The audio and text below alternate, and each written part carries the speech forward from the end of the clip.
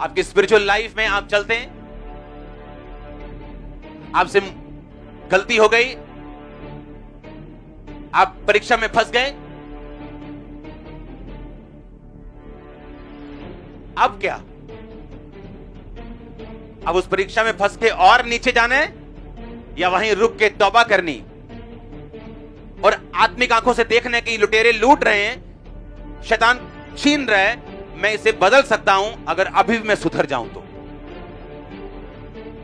आपकी spiritual life में आपसे गलती हुई, आपसे मिस्टेक हुई, आप प्रभु से हटे, आपने गुनाह किया, आप गिर गए, उसके बाद मैंने लोगों को देखा है उठने के अलावा उनके पास पीछे जाने के लिए तैयार थे। वो ये नहीं कि उठें तौबा करें, जो छिन गया अब वो छिन गया, क्या करें, लेकिन परमेश्वर के करीब जाएं तो परमेश्वर फिर से हमारी लाइफ को रिस्टोर कर सकता है, वैसे ही बना सकता है। लेकिन इसके अलावा उन्होंने क्या किया, और पीछे गए और परमेश्वर से और मार खाई और अपनी लाइफ को तबाह कर लिया। जब आप अपनी स्पिरिचुअल आईज को ओपन रखेंगे, अपनी अंदरूनी आंखों को ओपन रखेंगे, आप समझ जाएंगे इन पाप की वजह से, इन मिस्टेक्स की वजह से मैं संघर्ष कर रहा हूं। अब जब आप संघर्ष कर रहे हैं, आपके लिए परमेश्वर में चलना मुश्किल होता है, क्योंकि आपके पाप की वजह से, गुनाहों की वजह से आपको स्ट्रगल्स रहती हैं लाइफ में।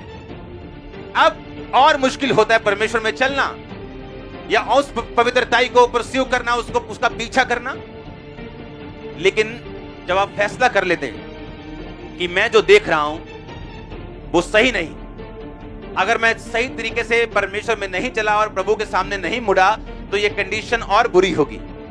और आत्मिक लोग फैसला करते कि नहीं, मैं परमेश्वर के नजदीक जाऊंगा और परमेश्वर से पूछूंगा कि वो क्या चाहता है, लेकिन उसके जो लिखित वचन बाइबल में ऑलरेडी लिखे हुए हैं मैं उनको पूरा करूंगा। और वो चलना शुरू करता है परमेश्वर में, कठिनाइयों के बावजूद, परीक्षाओं के बावजूद, फिर छुटकारा एंटर करता है, ब्लेसिंग्स एंटर करती हैं। आप देखते हैं कि आपके टेस्टिमनीज किस तरह से परमेश्वर आपको दे रहे हैं, आपके आसपास के लोग किस तरह आपके आत्मिक जीवन के कारण प्रभावित हो रहे हैं, आपका समाज प्रभावित हो रहा है, आपका देश प्रभावित हो रहा है, ब्लेस हो रहा है, क्योंकि आप प्रेयर्स में हैं। लेकिन जो आत्मिक मूर्ख लोग हैं, जब एक परीक्षा उन पे आती है उनकी अपनी कमी की वजह से, वो और पीछे भागते हैं, क्योंकि उन्हें क्रिश्चियन लाइफ फिर और डिफिकल्ट लगती है, और मुश्किल लगती है। लेकिन जब वो फैसला कर ले कि ये परमेश्वर की मर्जी से हुआ, अगर मैं ऐसा ना करता तो ये परीक्षा में ना फंसता, लेकिन अभी मेरे पास मौका है, क्योंकि मेरा परमेश्वर एक सेकंड चांस देने वाला परमेश्वर। उसने पतरस को दिया, वो आपको देगा। दिया कि नहीं दिया पतरस को? पतरस कहता मैं तो उसे जानता ही नहीं हूं। परमेश्वर रात को कहता रहा, पतरस प्रार्थना करता कि तू परीक्षा में ना पड़े। उसे लगता है मुझे कौन सी परीक्षा आनी, मरना तूने, मैंने कौन सी, मुझ पे क्या परीक्षा आ जाएगी। और सारी रात प्रार्थना करने वाले प्रभु यीशु मसीह अगले दिन उस क्रूस को उठा के सब परीक्षाओं से निकल के मर के तीसरे दिन मुर्दों में से जी उठ के जीत जाते हैं। और पतरस जो ये कहता था कि मैं प्रभु तू तेरे को कोई हाथ लगाएगा ना मैं उसे मार दूंगा, और ये सच था। जब प्रभु को पकड़ने के लिए आए तो पतरस ने तलवार मारी थी और कान उसका उड़ा दिया था।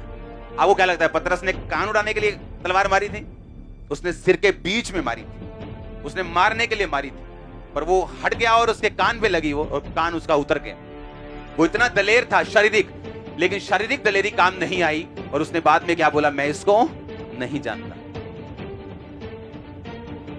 जिस नाप से परमेश्वर ने कहा तुम नापेगा, उसी नाप से तेरे लिए नापा जाए। जो गड्ढा खोदेगा वही उसमें, और जो पत्थर लुढ़काएगा वही उस पत्थर के सामने आए। लोग मुझसे पूछते हैं अच्छा फलाना आपके साथ ऐसा कर रहा है, आप क्या करना चाहते हो? मैंने कहा मैं कुछ नहीं करना चाहता। अच्छा आप, मैंने कहा मैं अपनी लाइफ में कोई लड़ाई नहीं हारा हूं, क्योंकि मैं कभी लड़ा नहीं। कौन लड़ा है? और वो कभी हारता नहीं। आमीन। वो कभी हारता नहीं। आप जीत लोगे परमेश्वर से? कभी नहीं। इसलिए अपनी लड़ाइयों को परमेश्वर को बोलो लड़ने के लिए। हालेलुया।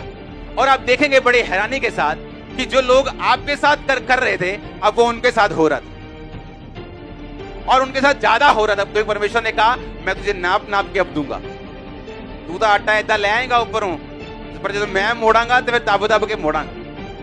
हाँ, और आप देखते हैं कि जो लोग आपके साथ ऐसा बिहेव कर रहे थे, अब उनके लोग उनके साथ ऐसा बिहेव कर रहे हैं, क्योंकि जिस नाप से तू नापेगा उसी नाप से तेरे लिए। और जो तुम चाहते हो लोग तुम्हारे साथ करें, तुम भी लोगों के साथ ऐसा ही करो। इसलिए आपको वरी करने की, डरने की कभी भी कोई भी जरूरत नहीं। जो लोग आपके साथ करने की ठानेंगे वो उनके साथ होता जाएगा। उन्हें समझ आएगी कि हम गलत कर रहे थे और वही चीजें अब हमारे साथ हो रही। क्रिश्चियनिटी एक स्ट्रॉन्ग लाइफ है जो आप जी रहे हैं, स्ट्रॉन्ग। अगर आप ना डरें, ना घबराएं और ना पाप में जाएं, विक्ट्री श्योर है। जिस तरह सूरज आना श्योर है, जिस तरह आपको मॉर्निंग आप ये नहीं सोचते पता नहीं आज सूरज आया होगा कि नहीं आया होगा, जिस तरह उसका आना श्योर है, आपकी जीत का आना श्योर है। रात आ सकती है, बादल आ सकते हैं, आंधियां आ सकती हैं, अंधेरा आ सकता है, पर सूरज आना श्योर है। आपकी जीत श्योर है, चंगाई श्योर है। आमीन। ऊंचा ये आशीष आपकी।